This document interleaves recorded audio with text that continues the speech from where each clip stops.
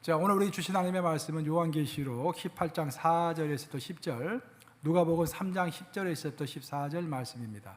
설교 제목은 인생 리셋, 무엇을 빼고 무엇을 더해야 합니까? 입니다. 또 내가 들으니 하늘로부터 다른 음성이 나서 이르되 내 백성아 거기서 나와 그의 죄에 참여하지 말고 그가 받을 재앙들을 받지 말라. 그의 죄는 하늘에 사무쳤으며 하나님은 그의 불의한 일을 기억하신지라.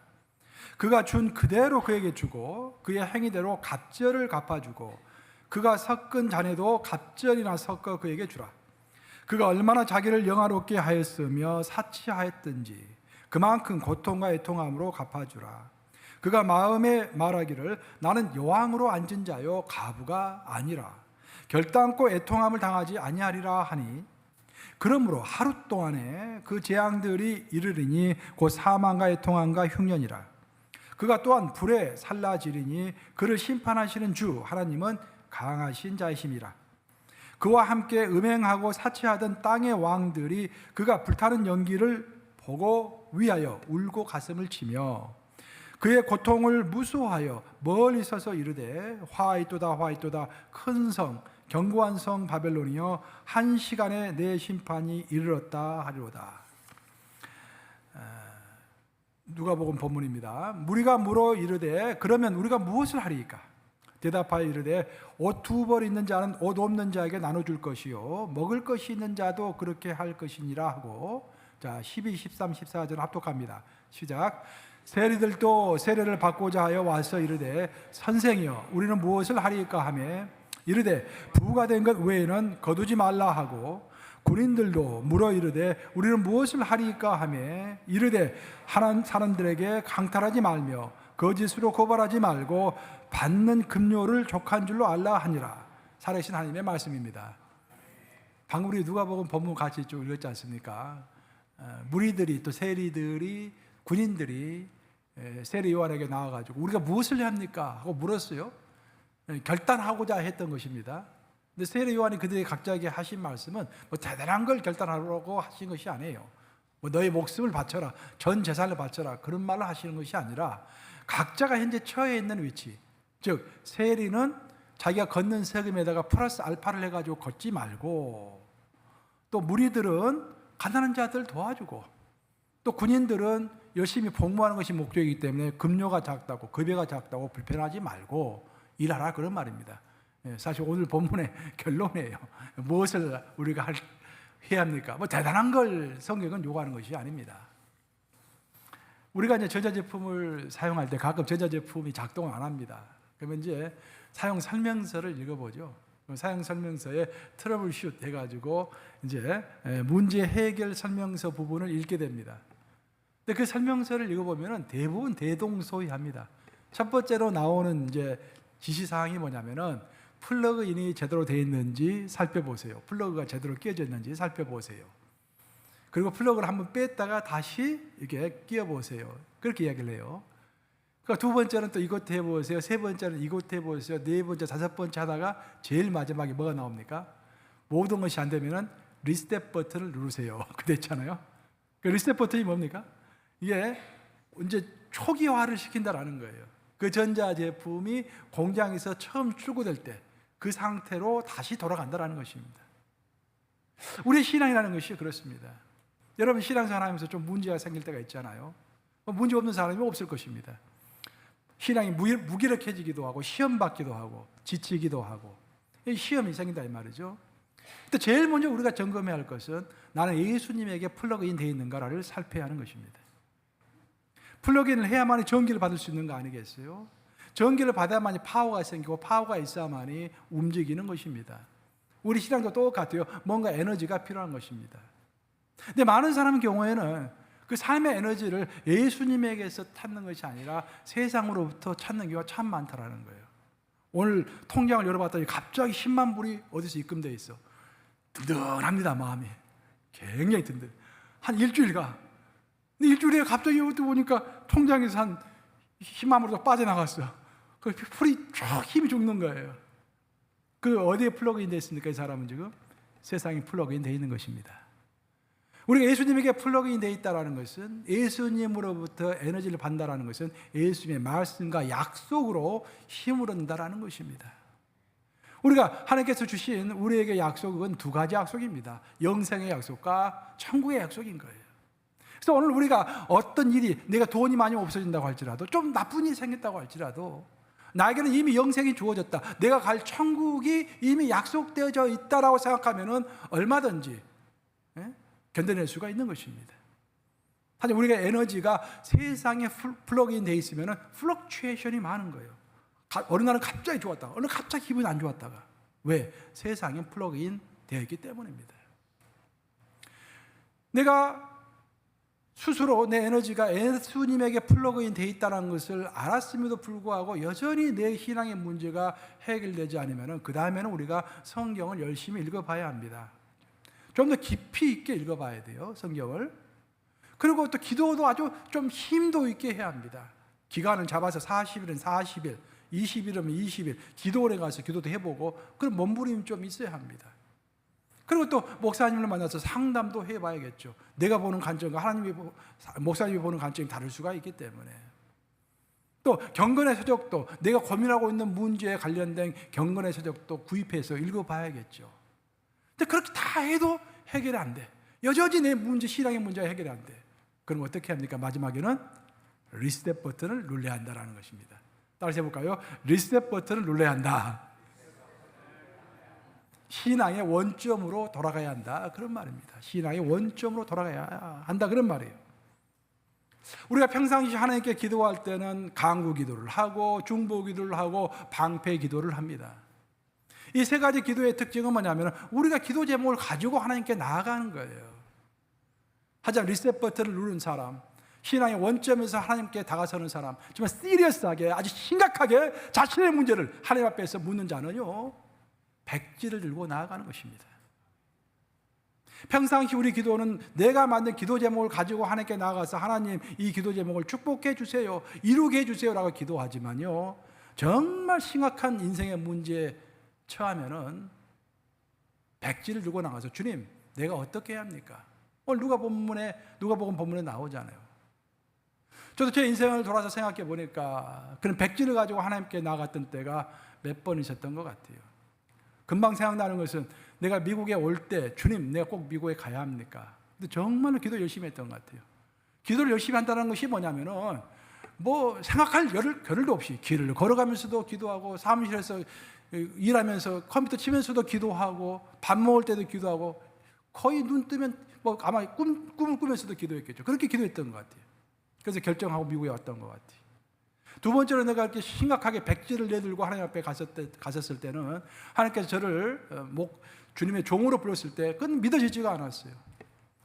하나님께서 여러 가지 사인을 보여주셨지만 3년을 버티면서 하나님께 시리어스하게 기도했던 것 같아요. 그 이야기를 내가 몇 번 했으니까 더 이상 하지 않고. 세 번째, 하나님 앞에 백지를 내들고 기도할 때가 최근이었습니다. 최근에 내가 백지를 내들고 하나님 앞에 기도했어요. 그 자신감을 얻게 된 것입니다. 그러니까 우리는 어떻게 인생의 아주 어려운 순간에는 이 백지를 들고 하나님께 나아가야 하는 거예요. 성경을 읽어보면은 인생의 원점, 리셋 버튼을 눌렀던 아주 중요한 인물이 바로 사도 바울입니다. 바울은 예수님을 만나기 전에 이름이 사울이었죠. 그 사울은 하나님을 향한 열정이 있었어요. 그래서 그 열정을 성취하기 위해서 다메섹까지 쫓아갔던 것입니다. 예수를 믿는 무리들을 핍박하는 것이 하나님의 일이라고 자기가 생각하고 그들 핍박하기 위해서 다메섹 도상을 걸어가고 있었던 거예요. 그때 부활하신 예수님이 빛 가운데 나타나셨습니다. 그 부활하신 예수님이 사도 바울에게 맨 먼저 했던 이야기는 뭐냐면, 사울아 사울아, 왜 너가 나를 괴롭히느냐, 왜 너가 나를 핍박하느냐. 바울은 깜짝 놀랐습니다. 왜냐하면 이분이 그냥 나타나서 이야기했다고 한다면 반발할 수 있었겠지만, 부활하신 예수님은 빛 가운데 나타났다고 했습니다. 너무도 장대한, 너무도 위험 있는 빛 가운데 부활의 예수가 나타나서 하늘에서 음성으로 말씀하시니 바울이 인정하지 않을 수가 없었던 것입니다. 그래서 바울은 딱 캐치를 했어요. 내가 지금 가고 있는 길이 진리의 길에서 한참 떨어져 있는 길이구나. 내가 주의 종이라고 나서고 일을 하고 있지만 진짜 그 아주 바랄 대로 바른, 하나님께서 원하시지 않는 정반대 방향으로 내가 가고 있구나 라고 느끼게 된 것입니다. 그때 바울이 그것을 느끼는 순간 예수님에게 뭐라고 그랬습니까? 주여 내가 무엇을 하리까? 인생의 원점에서 물어본 거예요. 주여 내가 무엇을 하리까? 바울은 그렇게 기도하지 않았어요. 주님, 내가 지금 주님을 위해서 일하기 위해서 다메섹으로 가고 있지 않습니까? 다메섹 일을 제대로 처리할 수 있도록 도와주세요. 내 건강도 주시고 나를 도울 사람도 보내주시고 내가 남겨놓은 가정도 주님께서 돌봐주시고, 그런 기도하지 않았어요. 주여 내가 무엇을 하리까? 그 원점에서. 오늘 누가복음 본문도 똑같은 이야기를 합니다. 누가복음 3장 10절에서부터 14절 한번 같이 읽어보겠습니다. 시작. 무리가 물어 이르되 그러면 우리가 무엇을 하리까? 세리들도 이르되 선생이여 우리는 무엇을 하리까 하며 군인들도 물어 이르되 우리는 무엇을 하리까 하며. 이 본문의 배경은 세례 요한의 설교입니다. 세례 요한이 광야에서 외쳤습니다. 그 외침을 듣고서 많은 사람이 회개를 했어요. 회개하면서 하나님 앞에 세례 요한 앞으로 나옵니다. 그러면은 나는 무엇을 해야 합니까? 무리들도 이야기하고 세리들도 물어보고 군인들도 세례 요한에게 물어보았다고 하는 것입니다. 우리는 많은 경우에 먼저 하나님께 나가기 전에 기도 제목을 먼저 다 이렇게 세웁니다. 그리고 내 자신이 계획을 모두 세워요. 내 자신이 내 인생 계획을 다 세운 다음에 그 기도 제목을 가지고 와서 주님 이 계획을 축복해 주시옵소서. 우리가 뭐 이게 여행을 가든지 교회 무슨 행사가 있으면 우리가 다 계획을 세워요. 주님 이것이 무사하게 진행이 될 수 있도록 기도해 주세요. 그 정도로 기도하는 거예요, 많은 경우에. 하지만 우리의 인생의 리셋 버튼을 누를 때는요, 내가 인생의 원점에 섰을 때는 그런 기도가 아닌 것입니다. 주님 내가 도대체 무엇을 해야 하는 것입니까? 여기 백지 있습니다. 주님 써주세요. 그럼 내가 무엇이든지 순종하고 결단하겠습니다 라는 기도가 되는 것입니다. 오늘 요한계시록 18장, 요즘 계속해서 요한계시록 살펴보고 있는데 요한계시록 18장은 마지막 시대에 바벨론 성이 무너지는 장면을 묘사하고 있습니다. 그래서 요한계시록에서는 바벨론 성이 굉장히 중요한 성으로 나오는데, 요한계시록에서 말하는 바벨론 성은 저 중동 지역에 있는 그런 바벨론이 아니라, 이라크 지역에 있는 그런 바벨론이 아니라 오늘날 전 세계를 움직이고 있는 전 세계 정치, 경제, 사회, 문화, 군사, 외교 시스템을 이야기하는 거예요. 사상의 시스템까지 다 포함해가지고 이 세상은 이렇게 잘 돌아가고 있는 것 같은데 그 배후에는 사탄과 적그리스도가 전 세계 시스템을 움직여가고 있다는 것이 요한계시록의 가르침인 것입니다. 이 전 세계 시스템은 시간이 가면 갈수록 더욱더 정교해지고 더욱더 공고해지는 것 같아요.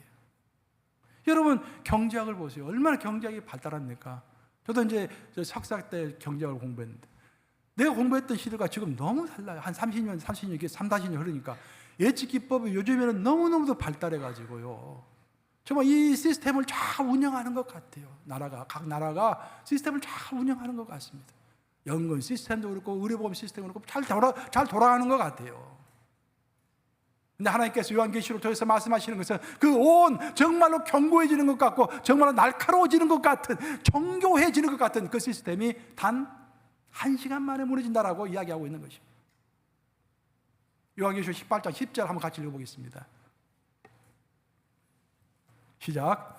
그의 고통을 무수하여 멀리 서서 이르되 화이토다 큰 성 견고한 성 바벨론이여 1시간에 내 심판이 이르렀다 하리로다. 단 1시간 만에 무너진다라는 것입니다. 세상 파워의 허무함을 이야기하고 있는 거예요. 절대로 이런 허무한 것에 의지하지 말라라는 것을 이야기하고 있는 것입니다. 요한계시록을 읽어보면요, 항상 두 개의 성이 대조돼서 나오는데 하나는 바벨론 성이고 하나는 새 예루살렘 성입니다. 바벨론 성은 현재 우리가 살고 있는 이 시스템을 이야기하고 있는 거예요. 물론 이 시스템 안에는 하나님의 나라가 점점 확장되어 가고 있지만 여전히 사탄의 힘이 세서 거의 절반 이상은 사탄이 움직이고 있는 것입니다. 이 세상을 지금.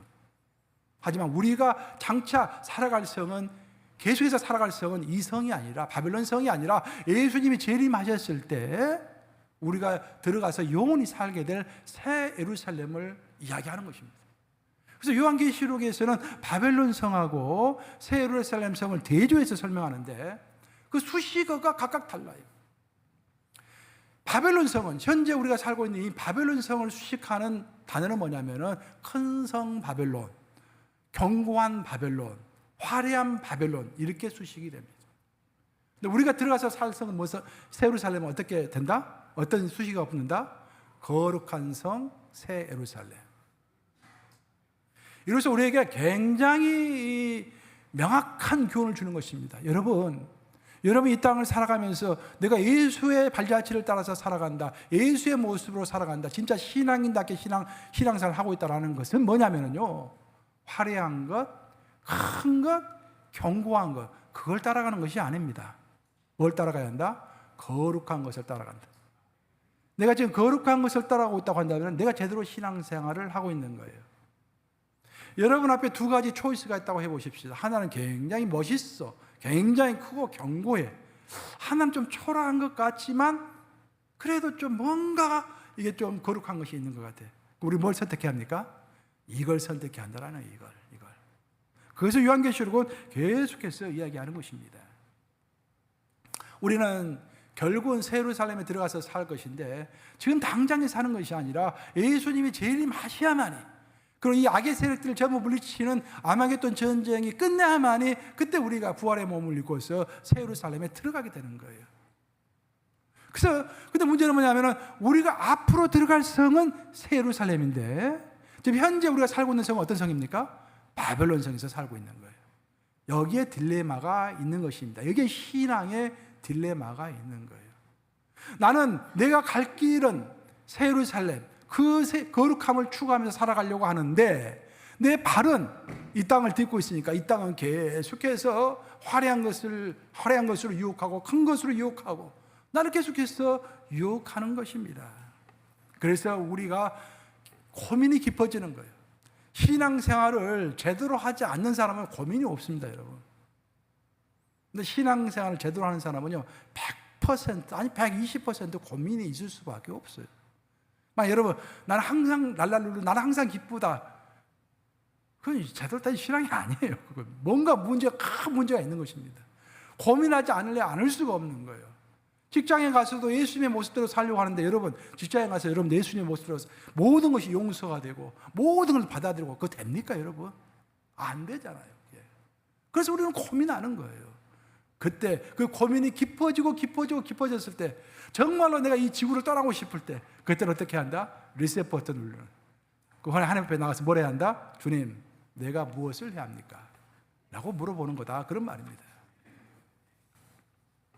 그때 하나님께서 하나님 내가 무엇을 해야 합니까? 라고 물어봤을 때 하나님께서 하시는 답변이 오늘 요한계시록 본문에 나와 있어요. 18장 4절 한번 같이 읽어보겠습니다. 시작. 또 내가 들으니 하늘로부터 다른 음성이 나서 이르되 내 백성아 거기서 나와 그의 죄에 참여하지 말고 그가 받을 재앙들을 받지 말라라고 이야기하고 있습니다.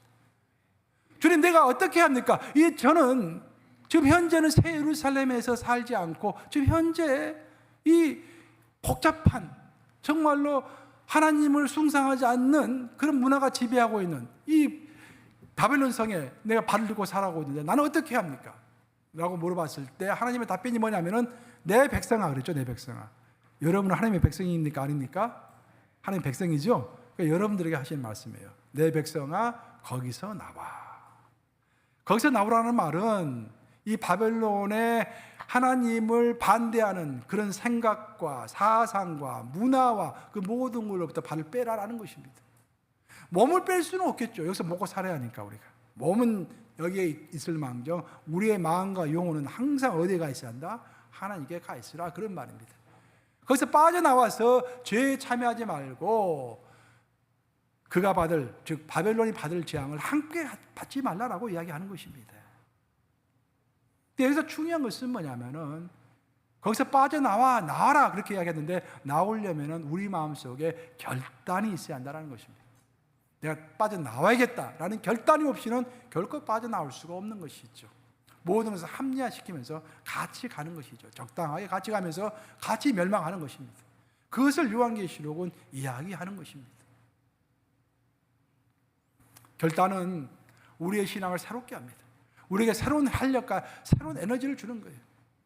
결단하기 전까지는 괴롭지만, 결단하기 전까지는 루크웜, 그러니까 뭐 왔다 갔다 하지만 결국 결단하고 나면은 후련하고 새로운 에너지로 새 출발을 하게 되는 것입니다.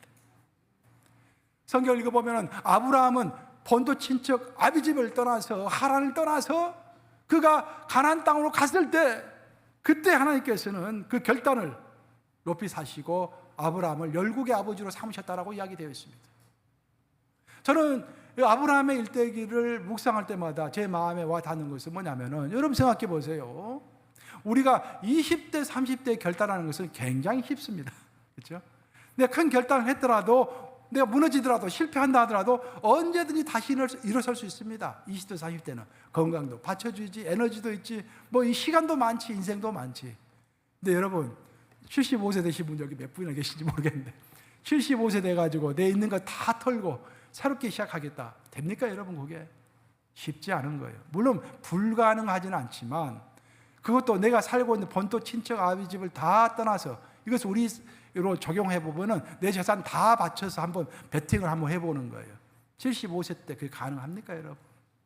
그래서 하나님은 아브라함을 높이 사신 것입니다.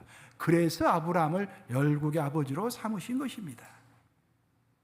성경을 계속해서 읽어보면 또 에스더 이야기가 나오죠. 구약 뒤편에 에스더 이야기가 나옵니다. 구약 초반부에는 아브라함의 이야기가 나오고, 구약 한 중간 정도 좀 지나면 에스더의 이야기가 나와요. 에스더도 마찬가지입니다. 죽으면 죽으리다라는 결단을 통해서 한 민족, 즉 자기의 이스라엘 민족 전체를 살렸죠. 에스더가 대단한 일을 했죠. 근데 저는 에스더의 그 결단을 생각할 때마다 또 묵상되는 게 있어요. 여러분, 내가 가진 것이 아무것도 없는 상태에서 결단하는 것은 굉장히 쉽습니다. 뭐 이럴래야 이럴 것이 없잖아요. 내가 내 전 재산이 2만 불밖에 없는데 그 총 베팅해가지고 잃어봤자 2만 불 버리고 다시 시작하면 되는 거잖아요. 근데 여러분의 재산이 만약에 100억 달러 있다고 생각해 보세요. 만약에 한 100억 있다고 생각해 보세요. 100억 전체 베팅해가지고 뭐 할 수 있겠어요 여러분들? 쉽지 않은 것입니다. 에스더의 결단이 왜 위대하냐면은, 에스더는 그 당시에 왕비였고 최상위 계층에 있었고 자기가 누릴 것 다 누리고 있었고 죽을 때까지 뭐든지 할 수 있는 그런 입장에 있었습니다. 근데 그것을 베팅하면서 하나님의 나라를 위해서, 자기 민족을 위해서 나선 거예요. 내려놓음이라는 말들을 요즘 많이 하잖아요. 근데 내려놓을 것이 있어야 내려놓지. 내려놓을 것이 적은 사람은 쉽게 내려놓을 수 있는 거예요. 많이 가진 사람은 내려놓기가 힘든 것입니다. 그래서 에스더의 결단은 하나님으로부터 큰 칭찬을 받고 성경에 길이 기록되어 있는 것입니다. 또 성경을 계속해서 읽어가면은 이제 신약으로 넘어와서 마태복음이 나오죠. 마태복음 1장을 보면은, 마태복음 1장에는 뭐가 나옵니까? 예수님의 족보 이야기가 나옵니다. 예수님의 족보가 쫙 나와요 이게. 근데 그 당시에 유대의 풍습에 따르면 어떤 족보를 이야기할 때는 항상 남자 이름으로 족보를 만들게 되어 있습니다. 남자가 쭉 이어지면서. 근데 예수님의 족보는 특이하게도 4명의 여자 이름이 나오는 거예요. 근데 더 특이한 것은 뭐냐면, 그 4명의 여인 중에서 예수의 어머니 마리아를 제외하면 나머지 3명의 여인은 모두 이방 여인이었다라는 거예요.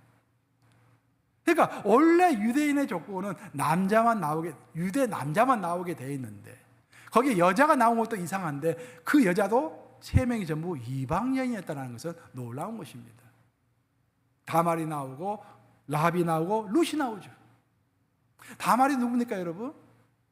다말은 가나안 여인이었어요. 근데 그 가나안 여인이 유다의 장남 엘과 결혼을 하죠. 그 남편이 후사를 남겨놓지 않고 죽어버린 거야. 그래서 다말 혼자 남게 된 것입니다. 사실 그녀는 자기의 가문을 잇고 싶었어요.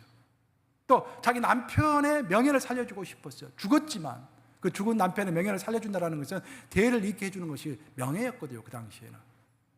그래서 시아버지에게 이야기하죠. 내가 대를 이을 수 있도록 당신의 다른 아들을 나에게 주시오. 그것은 적법한 것입니다. 그 당시 이제 법으로 봐서는. 그렇지만 계속 그것을 주다가 나중에는 거부했죠. 유다가 다 죽으니까 아들들이. 그랬더니 다말은 결단하고 시아버지를 속여서 시아버지와 동침을 합니다. 그래서 시아버지의 아들을 낳는 것이죠. 그 사람이 예수의 손조가 된 거예요. 그 라합은 누굽니까? 라합도 마찬가지예요. 라합도 가나안 여인인데 라합은 여리고성의 기생이었습니다. 기생은 몸을 파는 기생이었던 거예요. 근데 그다음 어느 날 이스라엘 정탐꾼들이 여리고성을 찾아옵니다. 그러니까 롯은 그 정탐꾼들에게 이야기를 듣고서 그들을 숨겨줍니다. 그리고 약속 하나를 받아내죠. 당신들이 쳐들어와가지고 여리고성이 다 무너지는 그날에 나와 우리 가족을 살려주시오. 그래서 결국은 가족을 살리는 역사가 있게 됩니다. 사랑하는 여러분, 그 시아버지와의 동침, 그리고 기생의 직업, 이 모든 것들이 거룩한 예수님의 이미지, 거룩한 성경의 이미지와는 너무도 거리가 멀잖아요. 그럼에도 불구하고 왜 이런 이미지를 가진, 이런 행동을 했던 여인들이 놀랍게도 다른 것도 아니고 예수님의 족보에 딱 이름이 올라와 있는가? 그 모든 기본적인 원동력은 결단이었다라는 것이다. 결단. 다말은 가문의 대를 잇고자 하는 결단을 했습니다. 그리고 기생 라합은 내 가족을 구해야겠다라는 결단을 한 것입니다. 그 결단이 하나님께 어필한 것이죠. 그리고 그런 결단 때문에 이방 여인들이었음에도 불구하고, 그들이 별로 깨끗이 못했음에도 불구하고 그 이름이 예수님의 족보까지 올라오게 된 것입니다. 나머지 여인은 딱 하나 남은 여인이 바로 룻입니다. 룻은 어떤 여인입니까? 룻의 시어머니 나오미 이야기부터 나오죠. 나오미는 베들레헴 사람이었습니다. 그런데 베들레헴에 큰 흉년이 들었어요. 그래서 먹을 것이 없어가지고 나오미는 그 남편과 함께 온 가족이 모압 땅으로 이사를 가죠. 그 모압 땅에서 살다가 나오미의 남편이 거기서 죽은 거야. 그래서 나오미는 아들 둘 남았으니까 그 아들 둘을 의지하면서 살았고, 그 아들 둘은 거기서 모압 여인들과 결혼해가지고 가정을 이루었습니다. 그래서 오손도손 살고 있었는데 어느 날 갑자기 두 아들이 다 죽게 된 거예요. 그래서 결국 그 가정은 과부 3명만 남게 되는 거예요. 나오미하고 오르바하고 룻하고 과부 3만 남게 되는 거예요.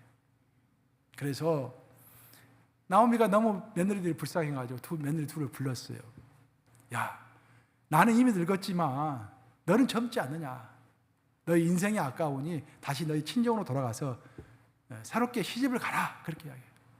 그러니까 막 오르바하고 룻이 막 울면서 안 돼요, 절대 어머니와 같이 살겠어요. 그렇게 이야기합니다. 나오미가 뭐랍니까? 아니다, 너는 가야 한다, 가라. 그랬더니 오르바는 못 이는 척 하면서 가서 금방 시집갔죠. 근데 룻은 결코 시집가지 않고 끝까지 시어머니와 함께 동행했지요. 시어머니와 운명을 같이 한 것입니다. 룻이 마음속 깊은 곳에서 시어머니를 사랑했습니다. 그 사랑하는 마음을 가지고 그 막막한 상황 가운데서도 결단을 하고 나아가자 하나님께서 그 결단을 높이 평가하신 것입니다. 그래서 복의 복을 더하셔가지고 룻으로 하여금 보아스를 만나게 하시고 결혼하게 하시고, 결국 룻은 예수님의 뭐가 됩니까? 다윗의 뭐가 됩니까? 징조 할머니가 되는 것이죠. 징조 할머니가 되는 것입니다. 예? 저는 룻의 결단을 보면서 정말로 마음에 많이 와 닿는 것은요, 내가 이제 그 아브라함의 결단이 왜 나를 이렇게 감동시켰는지 그 이야기도 했지만, 이 룻의 결단이 왜 이렇게 나의 마음을 많이 감동시키냐면요, 생각해 보세요. 우리가 어떤 결단을 할 때는 어느 정도 확률이 있을 때 결단을 합니다. 그렇죠? 확률이 50% 이상이면 결단하기가 쉽죠. 확률이 한 30%만 돼도 결단을 망설입니다. 확률이 15%, 10%면은 결단하지 않죠, 그냥. 근데 룻은 그런 환경을 보고 결단하지 않았어요. 어떤 희망이 아무것도 없는 상태에서 오직 사랑 하나만으로 결단을 한 것입니다. 그 시어머니 나오미 밑에 있다라는 것은, 시어머니는 줄 것도 아무것도 없고 가난뱅이고 이미 늙어 있기 때문에 시어머니에게 내 것을 뺏기면 뺏겼지 시어머니로부터 받을 것은 아무것도 없었습니다. 확률 제로라 이 말입니다. 근데 그 확률 제로 상황에서 아무 희망이 없는 상태에서 오직 사랑만으로 결단했다라는 것입니다. 여러분, 이거 대단하지 않습니까? 저는 이것이 정말 대단하다고 생각해요. 제가 목회가 지금 20년, 30년 이렇게 돼가는데, 뭐 많은 목회는 아니지만 산전수전 많이 겪어봤어요, 이것저것 이렇게. 저는 캠퍼스 미니스트리부터 시작했으니까 젊은 학생들도 해보고, 또 이게 뉴헤븐에 있을 때 굉장히 지성인들, 에일대 교회 근방에 있는 지성인들 데리고 목회를 했었고, 또 뉴욕 감리교회에서는 이제 정말로 일반 이게 목회를 좀 하고 있고. 근데 교회는요, 여러분들, 좋을 때도 있고 나쁠 때도 있습니다. 하나님께서 우리에게 비와 햇볕을 같이 주신다고 했지 않습니까? 우리 인생이 그런 것처럼 우리 교회도 그런 것입니다. 근데 보면은 교회가 형통할 때는요, 모두가 다 의인이에요. 모두가 다 믿음이 좋아요. 모두가 다 믿음의 사람이야. 모두가 다 잘합니다. 열심히 합니다. 근데 교회가 조금 어려지면은요, 세상보다 더한 것 같아요. 어떨 때는 사람들이 변합니다. 갑자기 이상하게. 저게 과연 믿음인가라는 생각이 들 때가 많아요. 물론 여기 앉아 계신 분들은 그렇지 않겠지만, 그런 측면에서 나는 룻이 굉장히 마음속에 와 닿는 거예요. 룻은 희망이 제로였습니다. 시어머니 나오미와 함께 한다는 것은 희망이 제로인 거예요. 제로. 미래가 암울한 것입니다. 그렇지만 룻은 뭘 붙잡았습니까? 시어머니를 사랑하는 그 사랑을 붙잡았죠. 희망은 없지만 사랑을 붙잡고 시어머니 나오미와 함께 한 거예요. 그걸 누가 봤습니까? 하나님이 보신 거예요. 그 교회에서 우리가 하는 행동을 하나님 또 안 보시겠습니까? 당연히 보시겠죠. 그죠? 어떤 행동과 어떤 마음을 갖고 있는지 다 보시겠죠. 그래서 하나님은 룻을 축복하시고 싶습니다. 예수님의 손주가 되게 하신 거예요. 룻을. 이제 말씀 마무리합니다. 우리는 가끔씩 내 신앙이 어려울 때 제일 먼저 뭘 체크해야 한다? 내가 플러그인 되어 있는가? 예수님께 플러그인 되어 있는가? 그 체크를 해봐야 돼요. 그래서 이제 플러그인이 되어 있음에도 불구하고 내 신앙이 활력이 없고 좀 문제가 있다 이렇게 느껴지면은 제일 마지막에는 결단해야 하는 것입니다. 백지를 들고 하나님 앞에 나서야 하는 것입니다. 인생 리셋 버튼 누르고 원점에 서 가지고 주님, 내가 무엇을 해야 합니까? 내 인생 이렇게 보내고 싶지 않습니다. 하나님 앞에 가는 그날까지 뭔가 한번 하고 싶습니다. 주님의 나라를 위해서 뭔가 하고 싶습니다. 내가 뭘 해야 합니까? 물어야 하는 것입니다. 리셋 버튼 눌러야 하는 거예요. 그래야 우리가 다시 신앙을 새롭게 할 수가 있는 것입니다. 우리가 리셋 버튼을 누를 때 항상 기도 청구서를 가지고 가지 마세요. 하나님 앞에. 그때는 기도 청구서를 가지고 갈 때가 아닙니다. 무엇을 말씀하시는지 내가 행하겠나이다 라는 그런 마음가짐으로 주님 무엇을 하십니까? 라고 백지를 내미시기 바랍니다. 그리고 하나님께서 말씀하시면은 그것을 죽으면 죽으리다 에스더처럼 결단하고 행동해야 하는 것입니다. 우리가 무엇을 결단할 것인가? 그것은 사람마다 다를 거예요. 여러분 각자마다 하나님 앞에서 결단하고 행동해야 할 것이 다를 것입니다. 하지만 성경 보면 대개 결단을 이야기할 때는 두 가지를 이야기합니다. 하나는 거룩의 결단을 이야기합니다. 오늘 요한계시록 본문에서 거기서 나와라고 했지 않습니까? 거룩하지 못하는 곳에서 나오라라는 것입니다. 그 거룩이 뭡니까, 여러분? 거룩이? 성경에서 말하는 거룩은 레위기에 거룩이 잘 나와 있잖아요. 레위기 전체가 거룩에 대해서 이야기하고 있는 책이니까. 레위기에서 말하는 거룩은요, 하지 말아야 할 것을 하지 않는 것이 거룩입니다. 그래서 레위기에 있는 거룩에 관한 글들 쭉 다 읽어보세요. 100% 부정법입니다. 이거 하지 말라, 저거 만지지 말라, 이거 하지 말라, 저거 하지 말라. 전부 하지 말라라는 것이 거룩으로 나옵니다. 그래서 하지 말아야 할 것을 하지 않는 것이 거룩이다. 그걸 결단해야 한다는 것입니다. 두 번째로 성경에서 말하는 대표적인 결단은 헌신의 결단입니다. 주님, 내가 하나님이 기뻐하시는 일을 좀 하고 싶습니다. 내가 어떻게 하나님을 기쁘게 해드릴까요? 시편에 많이 나와 있는 결단입니다. 다시 하나님 앞에서 했던 결단입니다. 왜 하나님이 다윗을 사랑하신지 아세요? 하나님을 향한 열망이 있었기 때문에. 주님, 내가 어떻게 하기를 원하십니까? 어떻게 하면 하나님께 영광을 올려드리겠습니까? 내가 어떻게 하나님께 헌신하겠습니까? 시편이 전부 그런 내용이잖아요. 그래서 하나님은 다윗을 너무 사랑하신 거예요. 제가 오늘 설교를 쓰다가 이제 밤에 여러 가지 설교 또 써놓고 이제 여러 가지 생각을 좀 해봤는데 갑자기 친구 하나가 생각이 났어요. 친한 친구가. 한 26년 전에 내가 미국에서 공부할 때 학교에서 만났는데 이 친구는 이제 그 스리랑카에서 왔어요. 힌두교도입니다. 근데 천재 기질이 있어가지고 석사 과정에 있을 때 벌써 미국에서 특허를 몇 개나 했어요. 그리고 그 특허 중에 하나가 그 당시에 여기 솔렉시티에서 유타주에서 동계올림픽이 있었잖아요. 그때 그 친구의 특허가 사용됐어요. 그 정도로 천재예요, 얘가. 나는 이제 그 친구를 어떻게 해서 만났냐면 그 TA, 그러니까 티칭 어시스턴트를 하는데 이제 외국인 학생으로서 미국 학생들을 가르쳐 하니까 학교에서 그 외국인 TA들 다 모아가지고 영어를 일주일에 한 두세 번씩 이렇게 지도를 해줬어요. 이게 거기서 제가 클래스에서 만난 거예요. 근데 그 친구가 예수님을 영접하게 되었습니다. 그리고 그때부터 이제 매주 한 두 번은 꼭 나같이 만나서 기도 같이 하고 또 성경 공부 같이 하고. 그래서 2년이라는 세월이 금방 아름답게 흘러갔어요. 근데 그 친구는 약혼한 여자친구가 있었습니다. 그냥 원래 집안이 가난해가지고 어렸을 때 그 아버지가 친한 친구에게 그 아들을 이렇게 입양을 시켜줬어요. 그래서 나머지 아버지 친구 밑에서 자란 거예요. 그 가정이 좀 부유했던 것 같아요. 근데 거기 딸이 하나 있었는데 그 딸하고 어렸을 때부터 같이 지내면서 친해진 거예요. 그래서 벌써 10대 때 약혼을 한 사이가 됐어요, 이 둘이. 그 가족은, 여자 가족은 좀 이사가지고 토론토에서 살았고, 근데 이 친구가 결단을 한 것입니다. 만약 내가 사랑하는 이 피안세이가, 약혼자가 예수님을 영접하지 않으면 나는 결혼하지 않겠다라고 결단을 했어요. 근데 나는 그 친구를 굉장히 높이 사는 이유가 뭐냐면은, 너가 예수님을 믿지 않으니까 내가 결혼하지 않겠다. 그것은 누구든지 쉽게 이야기할 수 있는 것입니다.